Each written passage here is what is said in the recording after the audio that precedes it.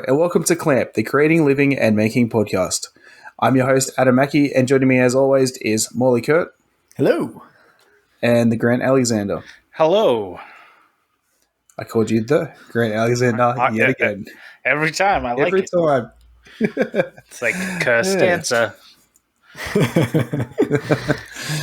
What's going on, boys? What have you been doing this week, Morley? Well, the cardboard project has finally been unveiled. For those who did not see, I built a cardboard chair. It was many days of cutting and gluing together pieces of cardboard. My original prediction was that it would take about a month, but I was able to, that was the prediction like before I started. And then by the time I finished the first day, I was like, I can probably get this done in a couple weeks. And I think that's how long it ended up taking in the end, was about 2 weeks of cutting and gluing together layers. And it was really fun. People seemed to really enjoyed it. I tried a bit of a different voiceover style that I think was pretty engaging. So like recording it all as talking heads so I could overlay it from time to time. I like that. Thank you. Yeah, I think it worked. How many hours do you think you have to make that chair? If you discount the prototyping stage and just look at it from, if someone were to build a cardboard chair, had all the cardboard ready, how many hours? So I think I usually did batches of 10 pieces. And I would say that 10 pieces cutting and gluing is about an hour. So I think 12 hours total. Wow. I don't know if that's a lot or a little. It is what it is. Yeah. But you could do it, because looking at it, I went, if I just did this the whole day, I think I could do it. And it's probably true. Yeah. I could do it. I could build one in a day. I'd hate my life, but I think I could do it. No, but I think this is the perfect project to intersperse while you're doing other things. Like I would never do this all in one day. That would be horrible. But it was really nice to I'd be doing some leather work and want to take a break, go and cut some cardboard, be doing some video editing, wanted to take a break, go and glue some cardboard. And it worked very well, interspersed and everything because, flattened out cardboard doesn't take up much space. I could just store it against the wall, as everyone who watches the podcast could see in the background. It was cool. I mean, you could do it on a laser cutter even as well and just do it super fast. Mm-hmm. Although for a chair, you need a pretty big bed. Yeah, it was a cool project.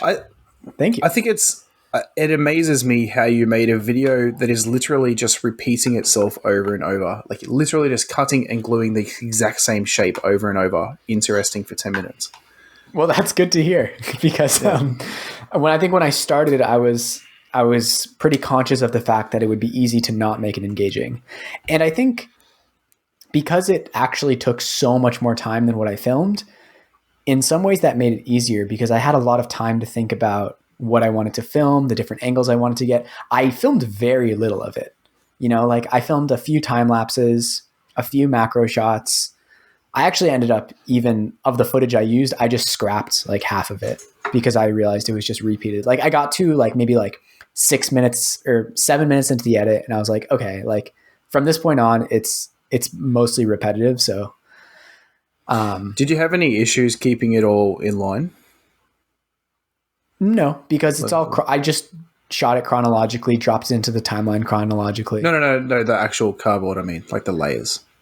I think you can kind of actually tell in the finished piece, the inside is a little more screwy than the outside, which means that I got better as the project progressed because I flipped it between every layer. So as you go outwards, it's later on. It's actually kind of funny. The inside is a little raised, and then as it goes down, it sort of touches down over the course of 1/8 of an inch. But just going one layer at a time, it's not too hard to keep it in line. And I tried to gather all my error on the underside so that the seat was always as uniform as possible. Yeah. Because, cutting with a utility knife, tracing with a Sharpie, it's not going to be perfect. But I was surprised at how good you got it just cutting it with utility knife. It looks pretty darn close. Well, thank you. Like And you know, on camera, it looks really good. Yeah. yeah, I mean, I showed some macros. I feel like, you know, I didn't hide anything. No. I mean, there's a couple things, right? So number one, I always traced the same side of the master because it's double-sided, right? So, I mean, the other side's going to be a little different. And I always try to cut on the inside of the Sharpie line. Since when you're tracing it, right, like the very inside of the line is going to be actually where you want to be. Right. And then There's sometimes, actually you know, I'd be getting too into my podcast and sort of forget, but you know, overall it works out. That is actually a really great tip, is to always trace your master and don't like get a new piece and trace that, because you actually extend on any mistakes that you've made. Yeah. It could make an interesting effect to see how like the design progresses, but if you want consistency, One end of the chair is this wide, the other side is this wide. It'd be a nice like Get some, telephone extra- game, basically. If everyone passes their, like every maker takes a template, traces it, cuts it out, and gives that one to the next person, and at the end you glue them all together. Yeah. And you know, on that would be an interesting way to add another dimension to cardboard furniture, is changing the template size as you go through the thickness. Like you could add like a seat dish to it by varying that thickness. Cause this is really like, you know, 2.5D. It's just like a profile that's extruded. Yeah, but it was a lot of fun. I'm really happy to have that all done and shared. I made a belt for myself because I bought new pants and I needed a belt for them. So I was like, well, I'm going to make a new belt. And I'm currently editing the video. Do you have one belt per pants? No, I just don't have a belt right now. I think I lost my last one in the move, but it wasn't like it was the one I made in the Rockies and had all the carvings on it. And it was cool and sentimental, but it was a little big, a little bulky. And it the cut of leather that I made it from, it stretched a bit. And now I am better at leatherworking, so I just was ripe for a new belt. Okay. Because like I have Before like we move on, I just want to quickly say, I think you need to rename the cardboard chair video to chair-shaped cat scratcher. Because essentially that's what you've just made. She like barely scratches it. She really likes hanging out underneath. While it was love scratch cardboard. Yeah, we have like one of those. Actually, the best cat toy, I don't know if you have one, Adam, is, you know, there are these discs on the ground that have a white ball that goes around the perimeter and a cardboard scratcher in the middle. And she loves that. She doesn't really scratch it very much. And while the chair was in the hallway, like mid being made, she would scratch it from time to time. But I don't know. She more like scratching our legs, trying to climb up us. Yeah, but that's what I've been up to. What about you, Grant? How has your week been? Well, I have been the least productive I think I've been in like a decade, because I threw up my back. I think I did it while I was shoveling.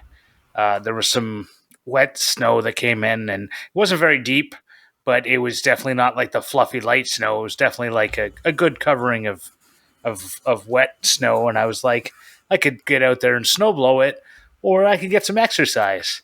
And I could, you know, shovel the driveway, because that's what I've been doing mainly this winter. It's been nice, fluffy snow.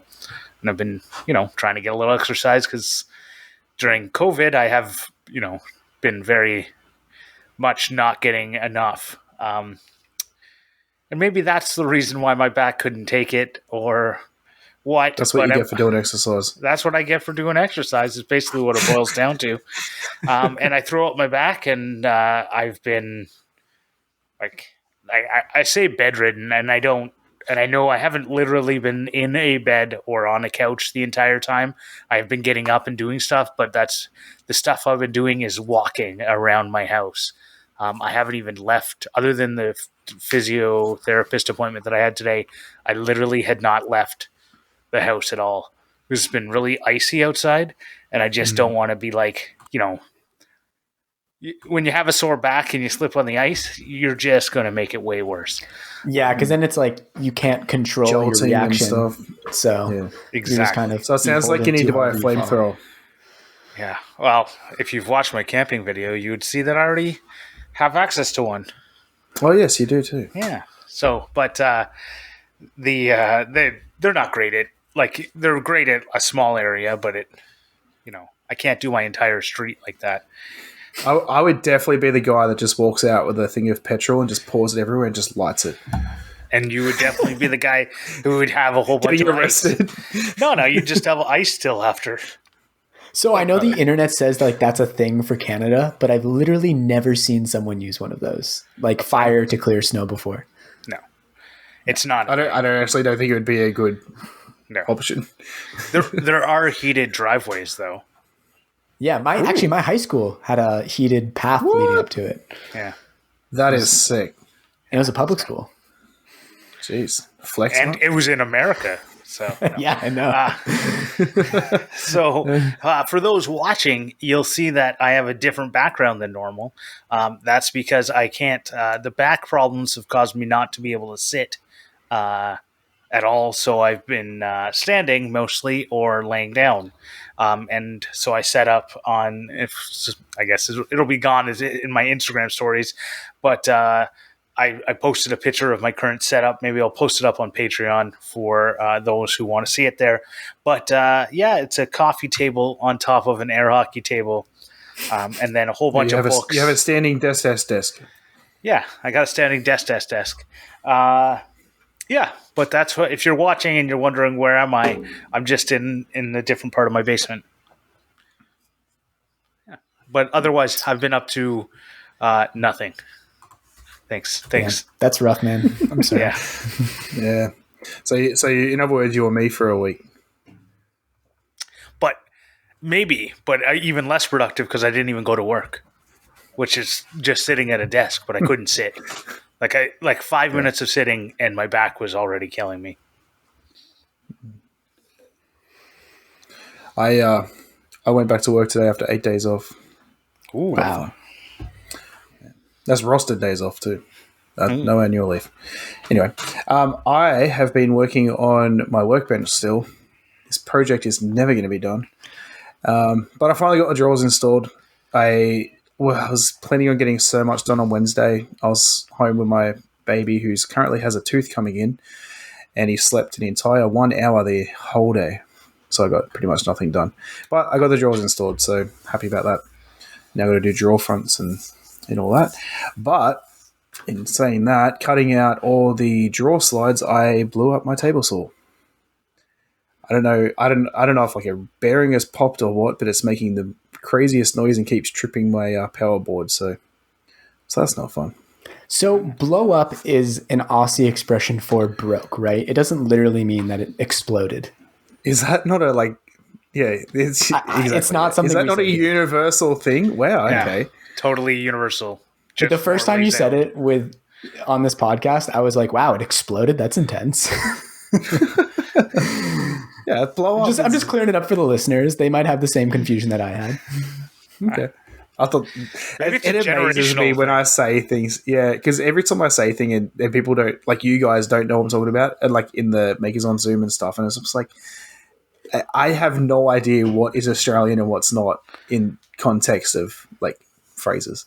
Well, I think half of it is because when you're typing in Makers on Zoom, you don't proofread, so we have no clue what you're saying. Too. Yeah.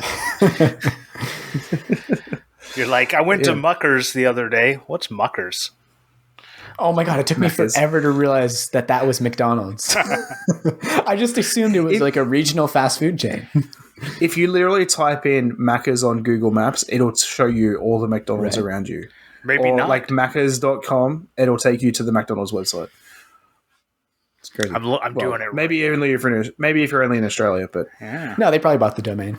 So your table, like, how did your table saw stop working? Were you like pushing a piece of wood that was too big through it, or what was the situation? No, I was literally running pieces of plywood through, cutting them 40 mil wide. There was only 19 mil, like 3/4 of an inch thick. But I think it just had enough. I think I used it for too long. Because it's only a cheap saw. It's only $200. So I think I just used it for too long and didn't let it have a rest after a while, and it just burnt out. Did it like do one of those slow like sort of things? No, because I had my Bluetooth headphones on with music playing, and I just heard this like really loud like popping noise. Huh. And I took my headphones off, and then I heard it, and I stopped it, and I turned it back on again to see if maybe it was just overheated or something, and then everything just tripped out. I lost all power. Dang. Well, what are you going to do with that old table saw? Actually, I have no idea. I'm probably going to use it for. No, I'm probably going to use it for parts to help with building my workbench. So I'm actually going to buy another table saw, the same one, because they're cheap, and I don't want to waste $700 on a Ryobi one. But I'll probably use it for parts, like for mock-up and stuff, because my plan is to actually integrate that into my workbench. So I'm going to get rid of everything to do with the table saw except for the motor, the saw, and then like the lifting mechanism and the power. And then that's all going to be built into the workbench.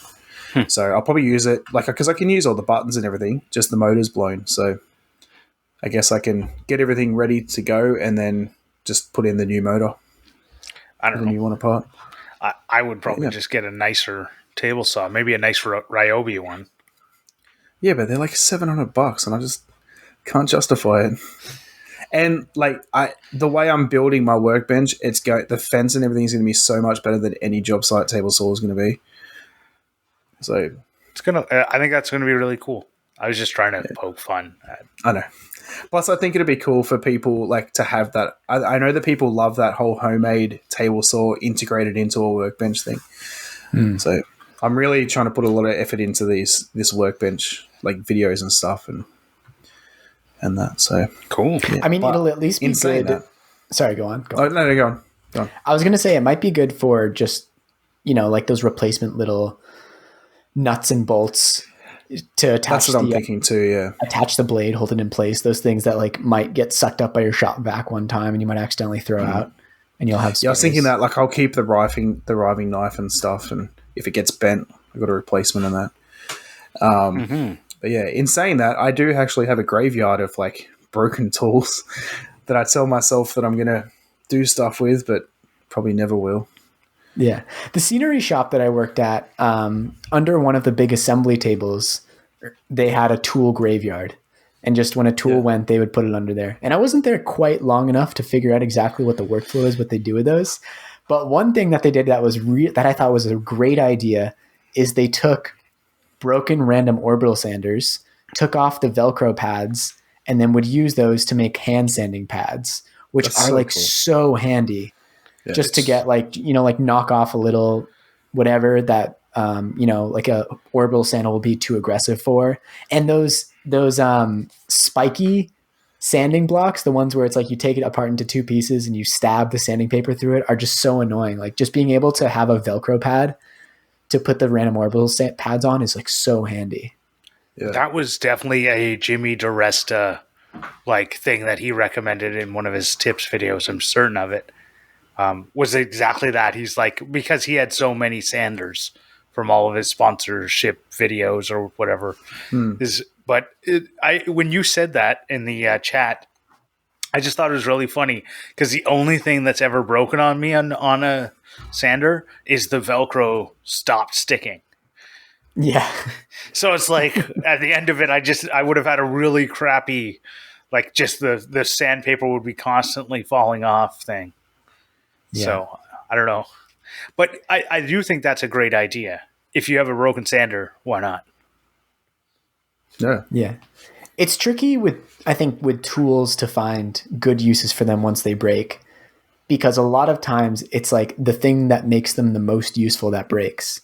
If you look at Matthias Wandel's videos, he will usually make tools from other appliances that are no longer functional, but the motor still works.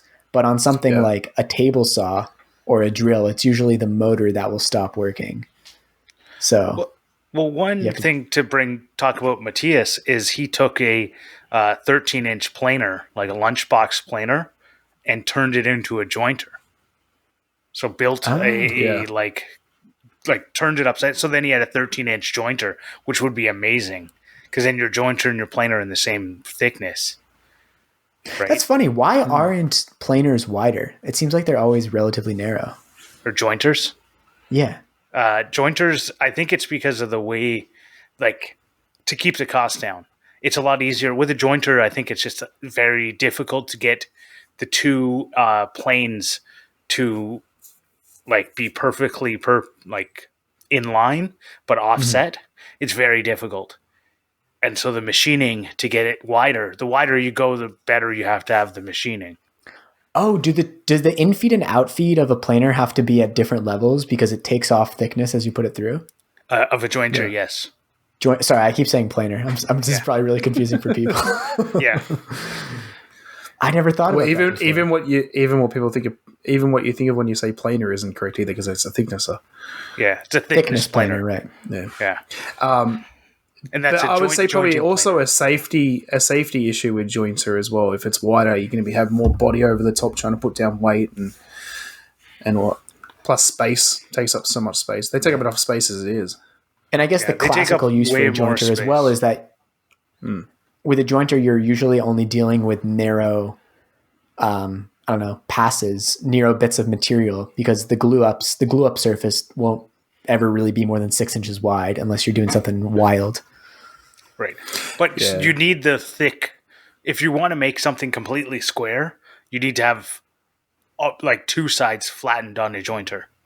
So if your boards are more than 6 inches wide, then you can't run them over your jointer unless there's ways around it. But basically you need to have two flat sides or else you'll get a parallelogram once you go through the thickness planer.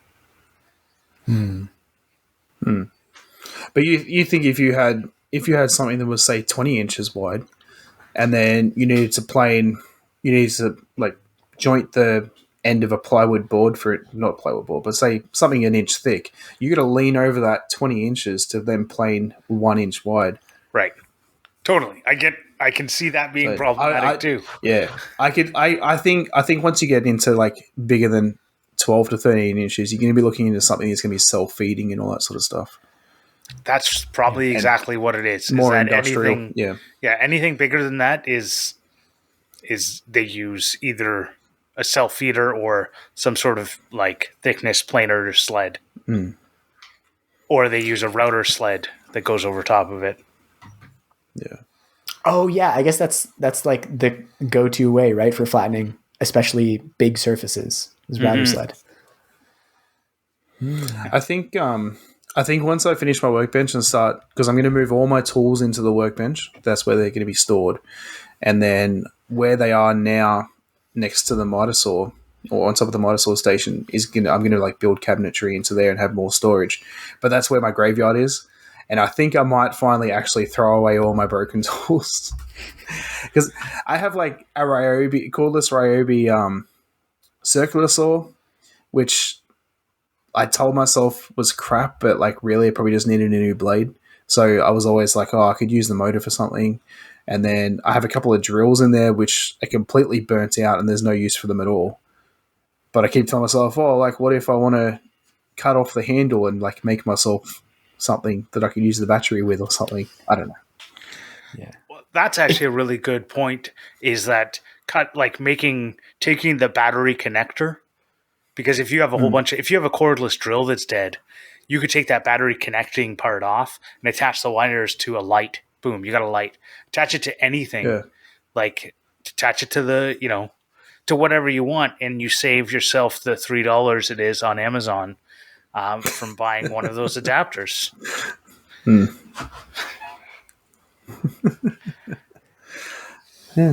There's also this certain, type of making that I used to be really into. It's actually probably the first genre of maker videos that I got into. And I don't know if you guys ever saw the YouTube account. I think his name was Greek Gadget Guru, or Kip K.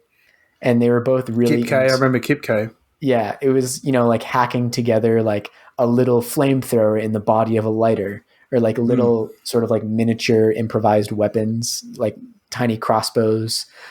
Those are the sorts of projects that are great to have all the greeblies and things from like a drill, because then you have like a pistol grip and you have, springs and wires.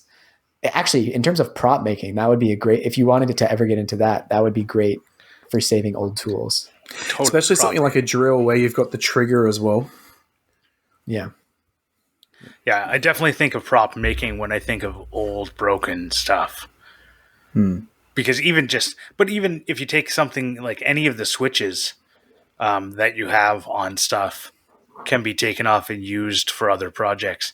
I think the thing is, if you're a woodworker and you want to build furniture, your old tools are probably garbage and you're never going to use them. But if you're a maker and you don't know what you're going to be making next, I could see it very difficult to get rid of them. Because the moment you get rid of something, you'll need it. So it's like we at my race car shop, we would take apart cars all the time, and we would save all the parts that we're never going to use on a race car. And we had like a whole bunch of springs, and they were just taking up room, and they're not easy to store. And like if they fall over, they go bling bling bling and like roll away, and it was really frustrating anytime that would happen. So I was like, screw it, and I threw them all out. And literally the next week, my car broke a spring. Of course. Wow. So I know every single time that I've thrown something out that I've saved for like a year or two, I've decided I knew what I wanted to do with it next.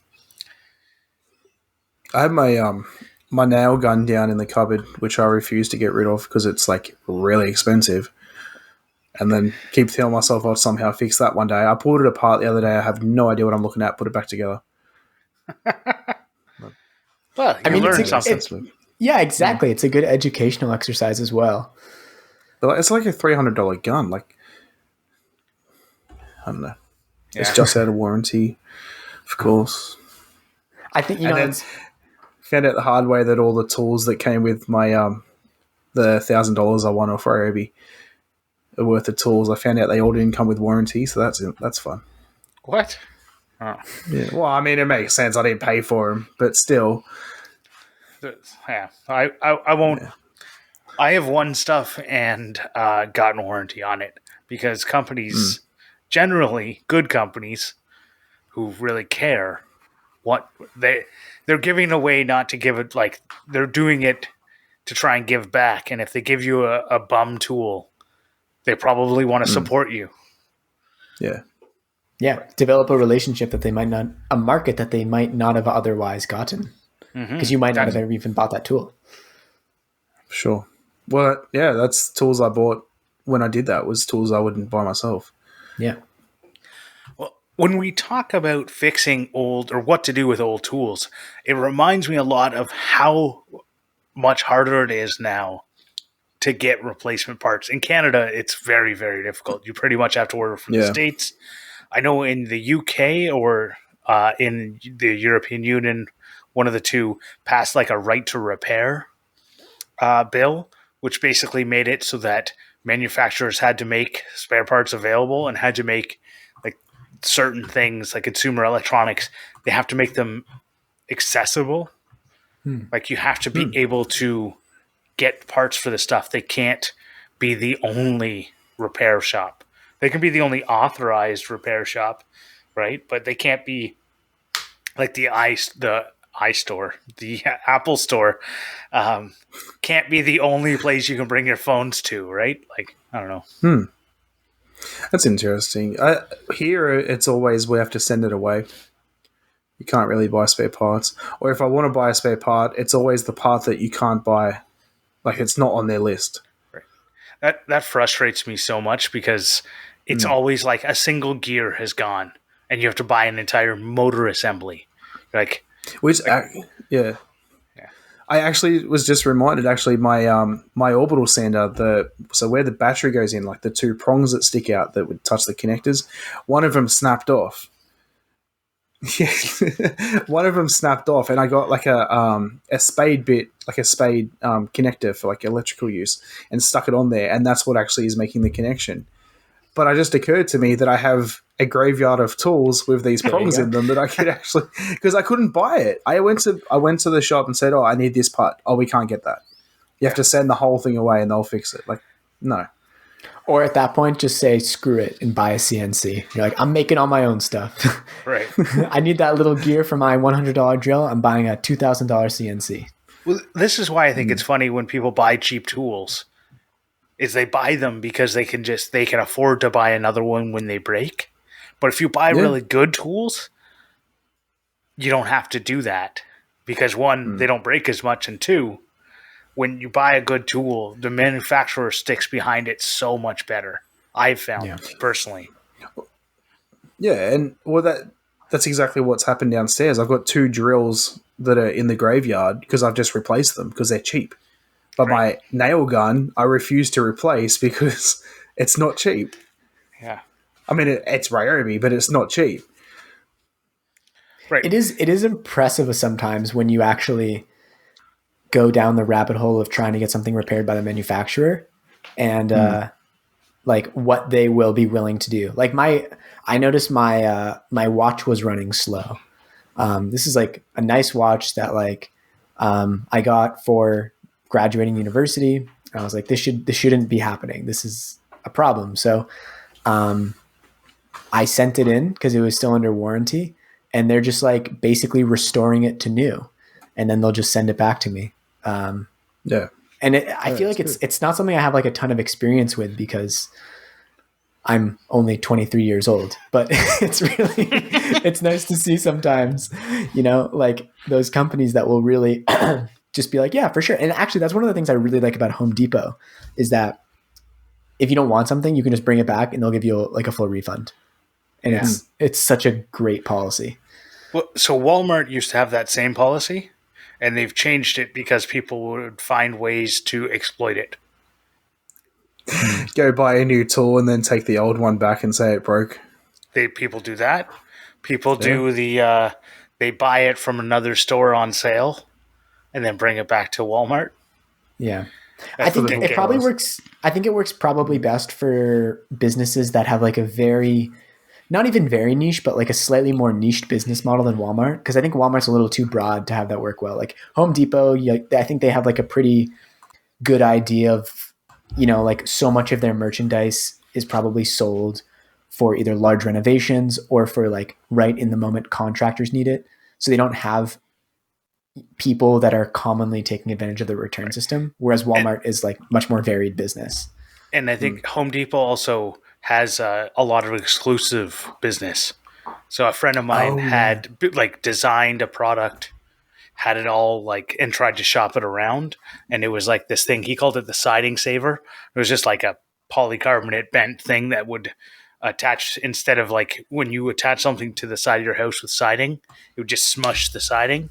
So this would save the siding. So you could like mount a hose reel to a piece of siding. Anyways, he wanted to try and get it in different places. The only place he ended up, I think, getting it in was Home Hardware because they accepted it. Right? They were just like, yeah, let's give it a shot. Right? And everywhere else was like, we want exclusive deals. We want to order X amount. And we're only going to be paying you like this tiny, tiny amount that would like only made sense if all of them sold. And then they were also saying, and by the way, if they don't sell, we're going to like send them back to you. He's like, I'm not good with any of this. So and you wonder why direct-to-consumer businesses are thriving right now. Exactly.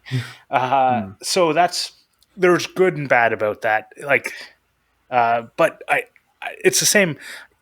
I know a guy who builds race car roll cages, and a big part of that is using a grinder to grind. Like you're basically just chopping like steel tube. And he used a lot of grinder work. Canadian Tire often has these grinders. I have one. They go on sale for $30, right?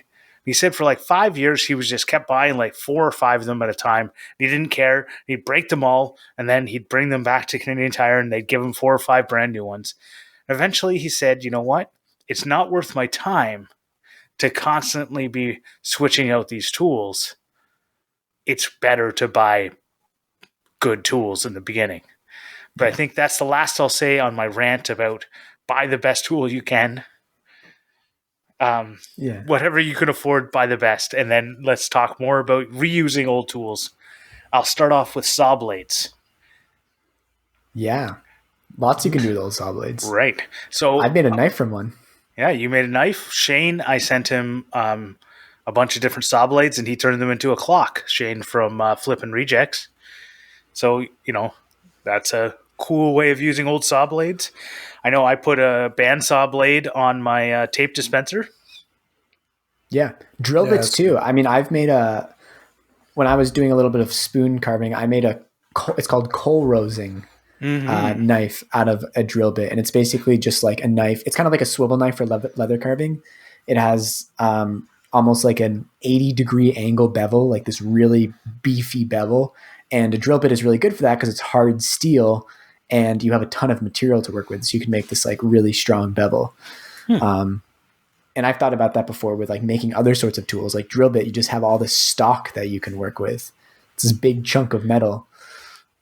So I've used drill bits for, like, if I ever have an axle that I want to, if I've ever want to drill something and then put a piece of metal in there, I just use the drill bit.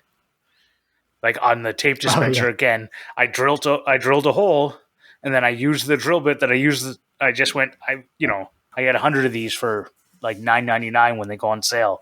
So I just used the drill bit. Why not? And if you have broken ones, that's great for that kind of thing, because like resharpening a drill bit is a pain in the butt, especially if it's a smaller one. Yeah. Yeah. I think I don't know if this is directly related to the topic, but I think it's an interesting point as well. I read this really interesting article recently about this woman kind of realizing how much stuff she had accumulated throughout her life.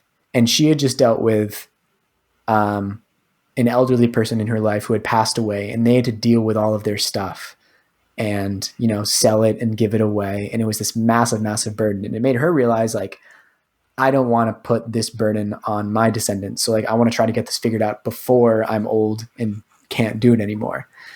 And it got me thinking a little bit about like, I think something I've been realizing as I've gotten a little bit older, and the fact that like buying something isn't simply just like, I need this thing, I have it now. When you buy something, you also then have to like deal with that thing for the rest of your life. And if you move, and then you have to find a place for it. And I think, I don't know if you guys feel this way as well, but like getting more stuff, there's a lot of times a lot more burden to it than just the monetary aspect of paying for it. And I think one of the nice things about buying good tools is that the care that you have to put into it feels a little more justified, because like, I don't know if you've ever felt like, especially if you buy like a bulky, cheap thing, you're like, this takes up so much space, but I don't want to have to care about it so much because it's not even that nice. That's like me right now with all the wood that I have. It was literally free wood, and I'm like, what am I going to do with all this? Yeah. I have too much. And all underneath my old workbench that I have to try and get rid of is just a stack of wood. Well, it makes me realize why, like, my parents, like, there's been fights in my family before because, like one of my siblings has like a pile of stuff in my parents' basement, and they're like, you need to take this. And I'm thinking like, what's the big deal? You have all this space. But for them, like, they feel like the crushing weight of everything they've accumulated over their lives. And this little pile over there is like this unaccounted for thing that they just need like gone because it's this burden onto them. Right. I definitely have had that similar conversation with my father, who like lives in a 4-bedroom, 2-story house with him and his new girlfriend. And it has a 2-car garage attached to it and a 4-car garage in the back. And they're like, you need to clear out your closet. And my closet is filled with schoolwork that they saved. And I'm like, I don't even know what to say to that. I need to clear out my closet in the house I grew up in of stuff that you saved so that you can have this, like, normal sized closets, more worth of storage in your house. Like, it's just, He to me, doesn't. I just go, like, what is wrong? He doesn't mind the 4 race cars in the back garage. Exactly. Well, he doesn't. He doesn't. He. You know, it's funny. He has my brother's like. My brother, when he was like 19 or 20 or whatever, built like a Fast and the Furious style car. Really? Yeah, Mazda Protege 5 has a body kit and everything.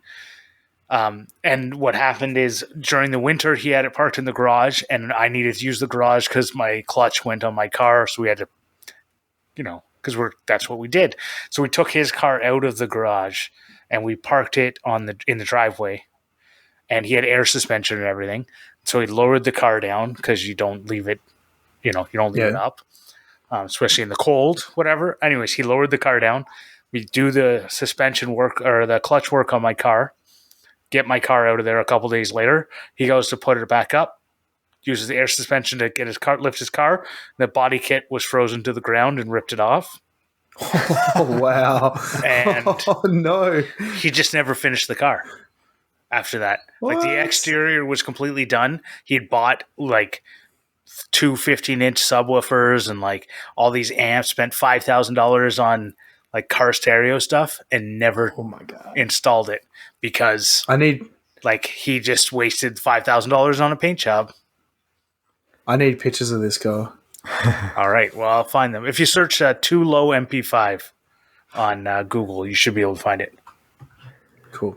It's like, when I was in high school and me and my friend wanted to build a sugar rocket. I don't know if you guys know about sugar rockets, but it's basically like if you mix sugar and stump remover, I think, at a certain ratio. Stump remover is like this chemical that's used to dissolve stumps.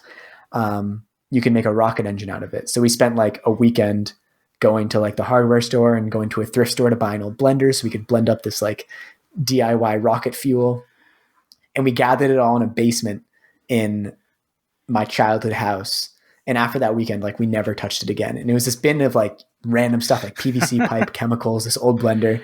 And I'm thinking back and I was like, I would never do that now, because the thought of having like a bin full of all this random stuff tucked away somewhere and just taking up space, like, kind of makes my skin crawl. Like, having moved, like 5 times in the last 6 years or whatever, I'm just so much more conscious now of like the need to move things, that I don't want to have to deal with that. And I think in some ways it's always a consideration in making stuff where I'm like, am I going to want to deal with this in like a year or two? And it's kind of good in some ways because I don't tend to get super attached to the things that I make. So a lot of times it's easy just to like give it away or put it on the curb or sell it or whatever else. But it's a consideration that I have that I definitely didn't as a teenager. I think there's like the Jimmy DiResta, I'd rather have it and not need it than need it and not have it. And I think if you have the space, it makes a lot of sense. But if you don't have the space, then it's very, like, you need to make decisions, and a lot of people don't. Yeah. And I mean, like, me and Jimmy DiResta live in 2 different worlds right now. I mean, I'm sure he is in some ways, I would guess that in some ways he's thinking like, I'm going to spend my rest of my life in this house. And like, I don't know where I'm going to spend the rest of my life. And it's definitely not going to be in this apartment. So it's like, I am super conscious of like trying not to fill it up with things that I don't need. Cause like an empty room feels really good. And like, I want to preserve that feeling before it's filled up with stuff I don't care about. Yeah. I don't know. It's hard because one day you'll go to grab something and you'll remember you sold it and now you need it. Or you remember you rented it instead of buying it. And you go, I really wish I had just bought that thing. The hardest for me is that you can just borrow tools. There's a lot of times at Canadian Tire and like different mechanics tools, you can just go in there and just say, hey, can I borrow a compression tester? And they say, no problem. And then you borrow it. And then you just got to bring it back within, like, or else they'll charge your credit card, right? So you bring it back the next day, you've tested the compression on your motor, you're like, oh, okay, it wasn't compression, whatever, bring it back. It's free, but I still want to buy one. because at midnight when I want one, it's not available. So it's a thing of convenience. It's like owning a car. You don't need to own a car. Yeah. Taxi around, especially living in Toronto, you don't need to own a car. Taxi everywhere, Uber, like rent a truck anytime. Like go to Home Depot, they rent vans. Boom. You never ever need a car, except for it's way more convenient. It's so convenient. It's Yeah. great. Yeah, and I mean, especially with the job that I might be getting soon. Like, I am not getting rid of my car anytime soon. We went to Sydney yesterday, which we don't really do often, and we drove because you have to wear masks on public transport, and none of us wanted to wear masks, so we just drove. It was the worst experience trying to find parking and like just driving around with so many cars around. If I lived in Sydney, there is no way I'd own a car. Mm-hmm. It costs us $50 to park for 5 hours. It's ridiculous. You would probably own a car for those times where you leave Sydney. Yeah, and like that's kind of what I do. Like, I park my car. I mean, okay, so I spend like, how much is it? I think it's about $50 a month on top of my rent for a spot in the garage. And having gone through the experience of paying, I think, $18 a month for street parking and having to find parking and shoveling it out in the snow, that extra $30 a month to have a dependable spot where it always is so worth it. In addition to having a garage spot where I can, do some woodworking from time to time. And that is, like Grant said, like basically how I use my car. It's like 99% of the time it's in the garage. And then when I use it, it's usually like to leave the city. So I don't know, you're still paying the insurance cost, which like, especially in Ontario is not negligible, but it's very convenient. It's the convenient. It's completely like I have multiple cars and we don't leave the house. So like, why not? I have multiple cars for the only reason of sometimes my wife wants the car and I want the car at the same time. And that happens twice a year. And if we talked about it, we could probably get around it, but I don't want to, I don't want to have to worry about scheduling it. You know what I mean? Yeah. Is insurance mandatory in Canada? Yes. Like actual proper insurance or just like liability in like an accident? So we have what we call a green slip, which is what do they call it? But it's compulsory insurance you have to have on a car every year, and all it does is cover ambulance costs and stuff like and hospital costs if you're in an accident for the other person. But you don't have to have. There's no mandatory insurance for like actually the vehicles themselves. Right. So we have the same thing, except for that's the most expensive part. Yeah, same here. Right. So the mandatory part's expensive. Yeah. The other part's expensive too. But so actual car insurance, I don't know if you guys have them there, but here we have companies that offer like you pay per like for use, if that makes sense. So if your car sits in the garage for 99% of the time and you don't actually drive it, you pay on the kilometers you use per year. Yeah. Ours, the minimum you can set up in Ontario, because I shopped around because I don't use my car, the minimum you can set up, I think, is 10K. 10,000 kilometers. And I think in 5 years, I've put 10,000 kilometers on my car. So, wow.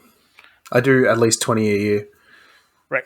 But I have multiple cars and cars I only drive in the summer. It's like I have it 6 months of the year and I have two cars. Well, we have a couple of companies that specialize in like toys, if that makes sense, like show cars and stuff that will actually insure you just when you're using taking the car out, and then it's only insured just sitting in your garage. Yeah. So we have that too, but I don't want that low. I want that's a call ahead. Tell them where you're parading. I don't want that. Yeah. So to bring it around a little bit to the topic. We have a topic. Yeah. I think being hyper conscious of all the crap you surround yourself with can play into as well old tools. And you might just keep all these old tools around for the thought of using them sometimes. But I kind of operate under the philosophy of if I haven't like looked at something or cared about it in 1 to 2 years, it's pretty safe that I can get rid of it. And I think that's a pretty good philosophy to follow in general. I agree for where you're living. Yeah. Right. Like, I think it's all dependent on where you are and how much room you have and what you are one day planning on doing. Yeah. But I also look at it and go, I have a remote control airplane that I got when I was 17 that I never put together. I have the plane, the everything. I have everything to make this a flying. It's a kit, so you have to put it together. You have to build it. I've never put it together. I am much, much, much, much older than 17 now. I am almost to the point where everything that's in that thing is obsolete because it's been so long, and yet I can't get rid of it. I mean, I can understand that. I mean, I'm sure there's something in your head which is like, this might be a really fun weekend project one day, and I get to kind of reminisce on this technology from my childhood. Sure. It'll just be passed down from generation to generation, never be built. Yeah. Eventually, like your great grandkid to be like, "Why do I have this?" and throw it out. Yeah. But when talking about old tools and talking about what to do with them, is that what you really need to do is you need to make a decision. Just like we're making a decision right now to move on. To move on. I was just laughing at the fact that you went on about saying that you're older than then talked about old tools. Yeah. I want to thank our Patreon supporters.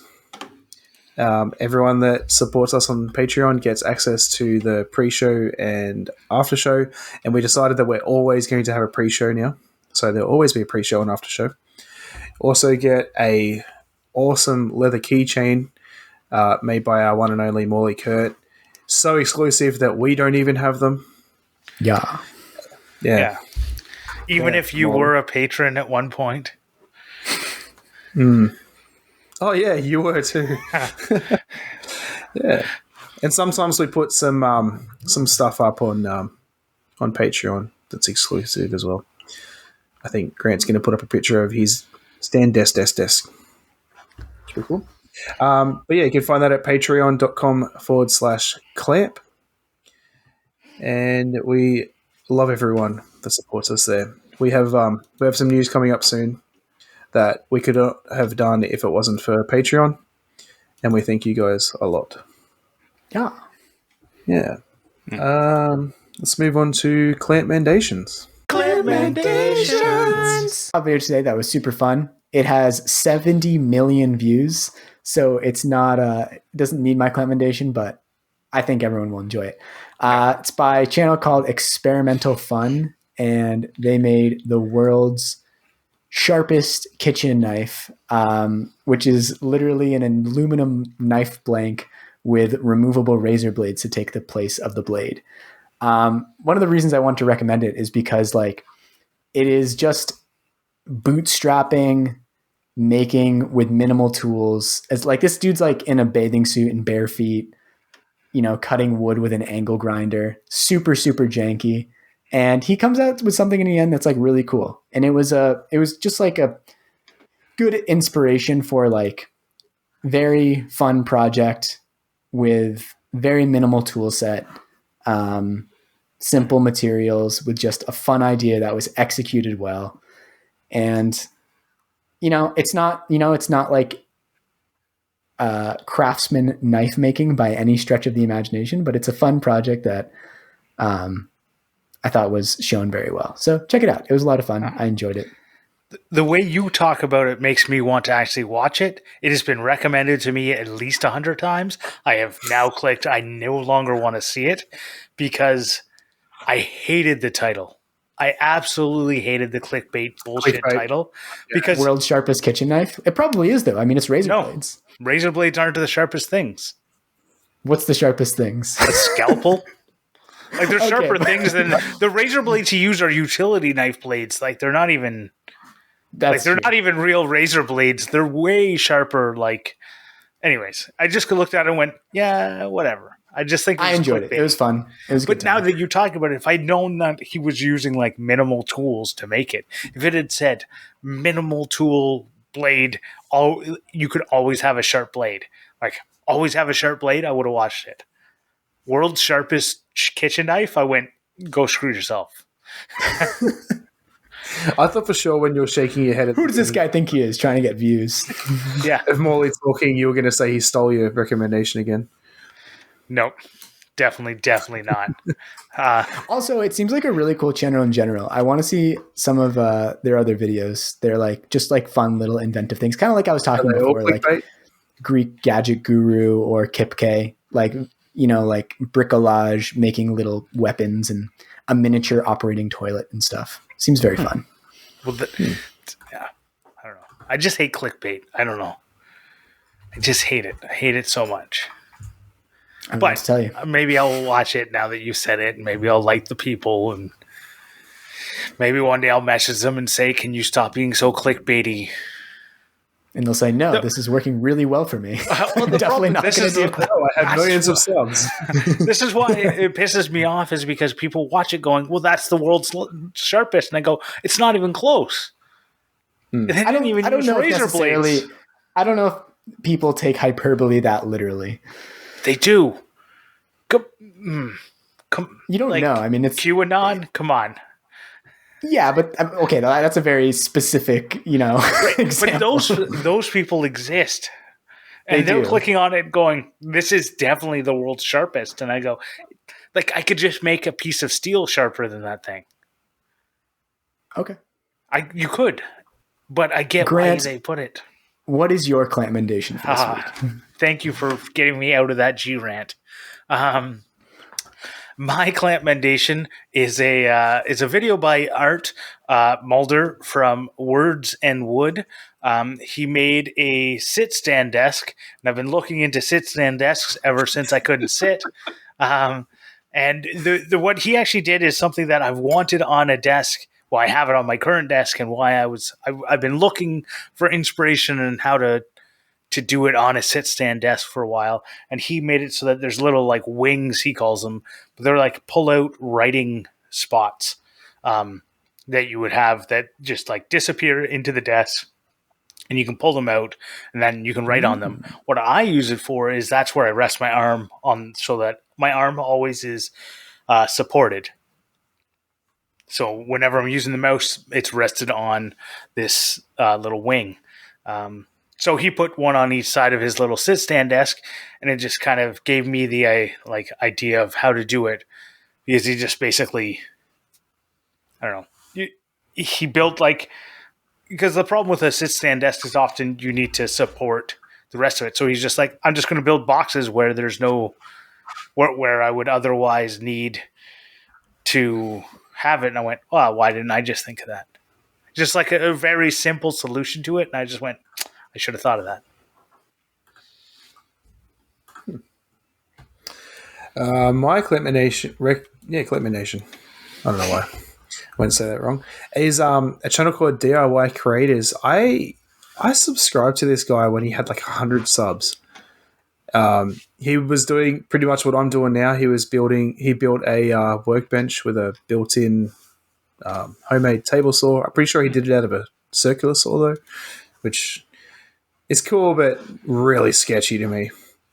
But yeah, I don't know how I ended up unsubscribing from him, but found him again the other day. He was recommended to me. He has like almost 3 million subs. Dude blew up. Yeah. And I just got stuck into watching his content again. He's really good. Really great guy. Yeah. Yeah, I've definitely seen some videos by him. It's he's definitely got a great little channel going there. Almost, you guys with your like 70 million, like 70 million views, 3 million subs, and I'm like recommending someone with like 70,000.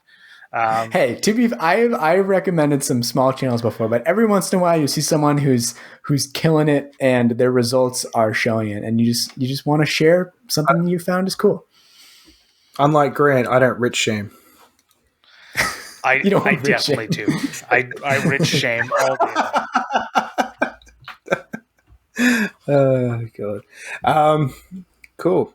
We normally would have Morley read a review at this point, but I don't think we have one this week.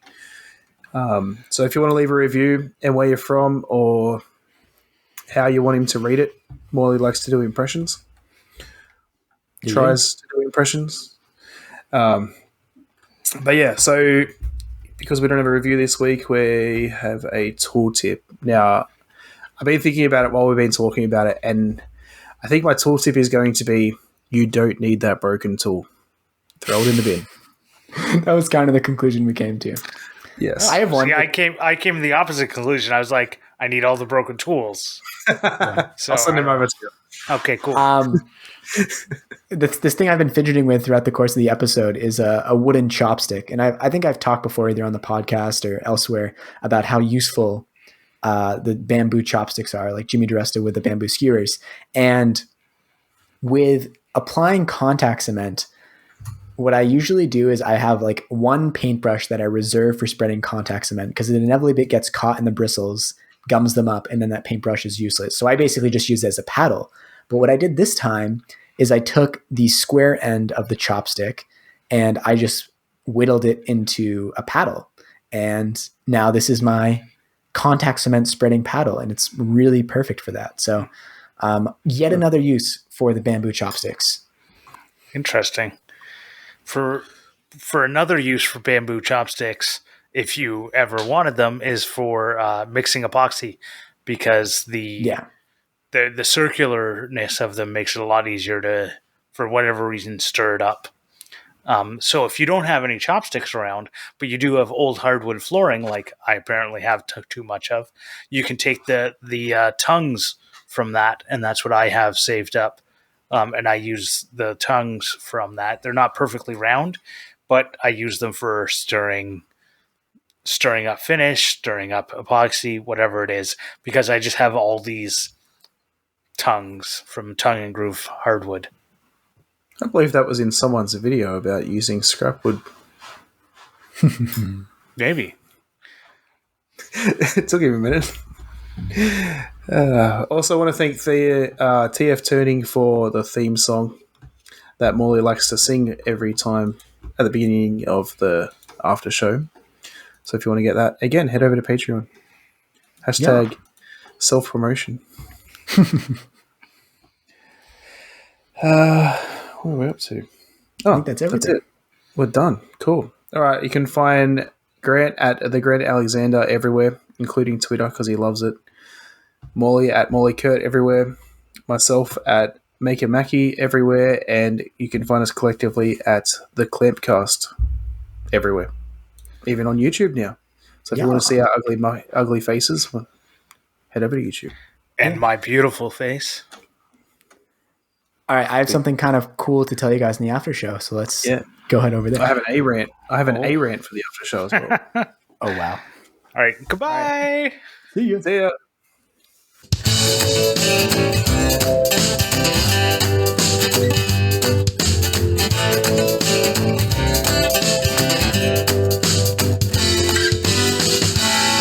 All right, I'm ready to go.